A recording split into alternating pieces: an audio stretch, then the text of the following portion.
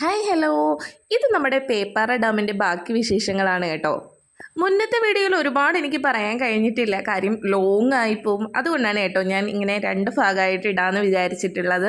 അപ്പം ഞങ്ങൾ ഡാമിനകത്തോട്ട് കയറ്റി വിടാത്തതുകൊണ്ട് തന്നെ ഞങ്ങൾ സൈഡിൽ കൂടി കണ്ട വഴിയിൽ കൂടിയൊക്കെ പോയി കേട്ടോ. അങ്ങനെ ഞങ്ങൾ ദേ കാടൊക്കെ കയറി ദേ ഇങ്ങനെ പോവാണ് കേട്ടോ.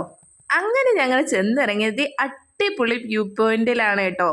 പേപ്പാറ ഡാമിലേക്ക് പോകുന്ന എല്ലാവർക്കും തന്നെ ഈ ഒരു ഹിഡൻ സ്പോട്ട് അറിയണമെന്നില്ല കേട്ടോ. അങ്ങനെ ഞങ്ങൾ ജസ്റ്റ് ഒന്ന് നടന്ന് നോക്കിയതാണ്. നോക്കി വന്നപ്പോഴത്തേക്ക് ഇത് അടിപൊളി വ്യൂ കിട്ടി കേട്ടോ. ഡാമിൻ്റെ ആ ഭാഗത്ത് നിന്ന് തന്നെ താഴേക്ക് ഇറങ്ങാനൊക്കെ പറ്റുമായിരുന്നു മുമ്പ്. ഇപ്പം അവിടെ അപകട മേഖലയിൽ നിന്ന് എഴുതി വെച്ചേക്കുന്നതുകൊണ്ട് അവിടെ നിന്ന് ഇറങ്ങാൻ പറ്റില്ല. കുറച്ച് മുന്നോട്ട് വന്നിട്ടാണ് കേട്ടോ ഞങ്ങൾ ഇങ്ങോട്ട് വന്നിട്ടുള്ളത്. മഴക്കാലം ആയതുകൊണ്ട് തന്നെ അത്യാവശ്യം നല്ല വെള്ളവും ഉണ്ട്, അതുപോലെ നല്ല ഒഴുക്കും ഉണ്ട്. പിന്നെ ദേ ഇവിടെ ഒരാളിരുന്ന് ചൂണ്ടയൊക്കെ ഇടുന്നുണ്ടായിരുന്നേ. അങ്ങനെ അയാൾ ചൂണ്ടയിടുന്നതൊക്കെ നോക്കി നിന്ന ശേഷം ഞങ്ങൾ കുറച്ചുകൂടി മുമ്പോട്ട് പോകാമെന്ന് വിചാരിച്ചു.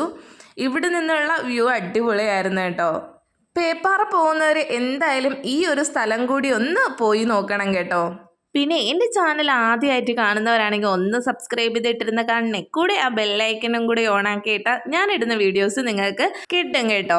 അപ്പോൾ ദേ പാത്തൂസ് ദേ ഇതാണ് കേട്ടോ പരിപാടി. ഞങ്ങൾ കൂടെ ഉണ്ട് കേട്ടോ. ഇതുപോലെ ആരും ചെയ്യാൻ നിൽക്കരുത്. ഞങ്ങൾ കൂടെ ഉണ്ടായിരുന്നത് കൊണ്ടാണ് കേട്ടോ മോളെ അങ്ങനെ വെള്ളത്തിലേക്ക് തൊടാൻ അനുവദിച്ചിട്ടുള്ളത്. അത് മാത്രമല്ല കേട്ടോ, ഇവിടെ ആഴം കുറവും ഉണ്ടായിരുന്നു കേട്ടോ. കുറേ നേരം കൊണ്ടേ പറയുന്നുണ്ടായിരുന്നു വെള്ളത്തിൽ തൊടണോ എന്നുള്ളത്. അങ്ങനെയാണ് ഒന്ന് തൊട്ടോ എന്ന് പറഞ്ഞത്.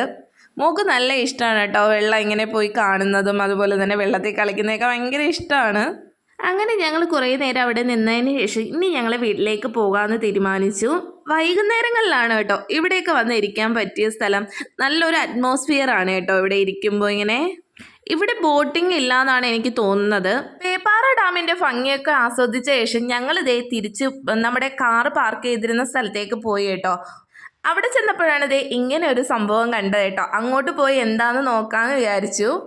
അങ്ങോട്ടൊരു വഴി എന്നെ ഒരുക്കിയിട്ടിട്ടുണ്ട് കേട്ടോ. പക്ഷെ അവിടെ ഒരു ഗേറ്റ് പോലെ വെച്ചിട്ടുണ്ട്, അങ്ങോട്ട് കയറി പോകാൻ കഴിയില്ല. അതുകൊണ്ട് തന്നെ അവിടെ നിന്ന് ഫോട്ടോയൊക്കെ എടുത്തിട്ട് ഞങ്ങളിതേ തിരിച്ച് കാറിലേക്ക് കയറി ഞങ്ങൾ വീട്ടിലേക്ക് പോവുകയാണ്.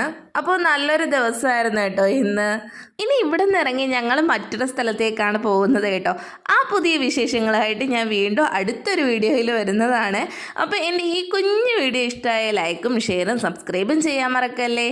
അപ്പോൾ പുതിയൊരു വീഡിയോയുമായി വീണ്ടും കാണാം.